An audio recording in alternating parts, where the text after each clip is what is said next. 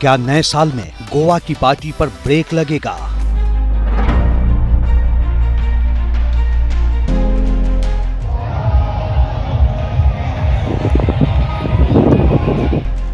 क्या new year पर शिमला की सैर भारी पड़ेगी? क्या नए साल पर मंदिरों में भीड़ खतरनाक साबित होगी?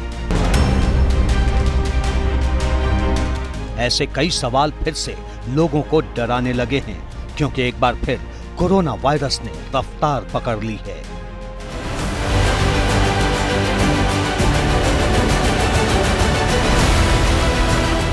साल के आखिरी हफ्ते में कोरोना ने लोगों की टेंशन बढ़ा दी है, क्योंकि कोरोना के ताजा आंकड़ों से एक बड़े खतरे की आहट सुनाई दे रही है।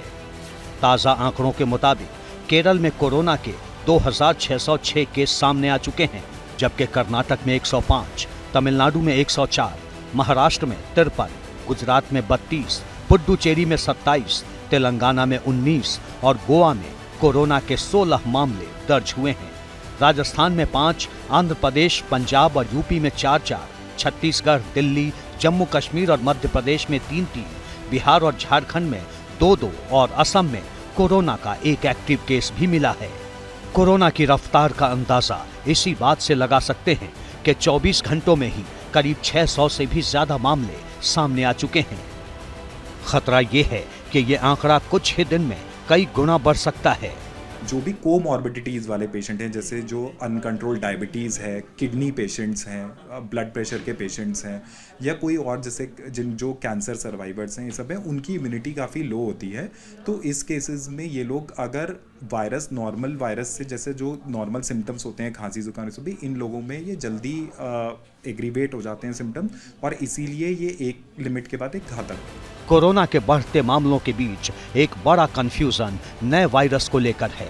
दरअसल कोविड के सामान्य टेस्ट यानी RT-PCR में कोरोना का पता चल जाता है, लेकिन नए वायरस की पहचान जीनोम सीक्वेंसिंग से ही हो सकती है, और जीनोम सीक्वेंसिंग से ही पहली बार JN.1 वायरस के बारे में पता चला।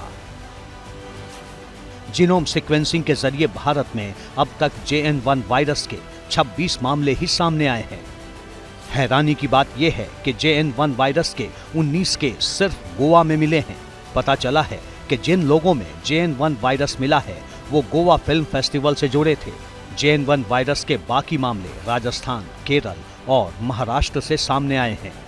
अनुमान है कि JN.1 वायरस का संक्रमण देश के 11 राज्यों तक पहुंचा है। ऐसे केस की पुष्टि जीनोम सीक्वेंसिंग से ही हो पाएगी। सवाल है कि कोरोना वायरस की जीनोम सीक्वेंसिंग करना क्यों जरूरी है? JN.1 वायरस जो कि एक अलग वेरिएंट आया है, और इनके जो भी सिम्टम्स हैं, क्योंकि ये नॉर्मल फ्लू लाइक सिम्टम है, तो इसीलिए जनरल जो भी किसी को सर्दी, खांसी, जुकाम ऐसा है, वो जल्दी स्प्रेड होता है। तो इसीलिए ये इसकी रफ्तार जो है वो पहले वायरसेस की तरह ही है, और जो लोग इससे इफेक्टेड हैं उनकी संख्या भी इसलिए जल्दी बढ़ रही है। इस समय देश के 60 अस्पतालों में जीनोम सीक्वेंसिंग की सुविधा है।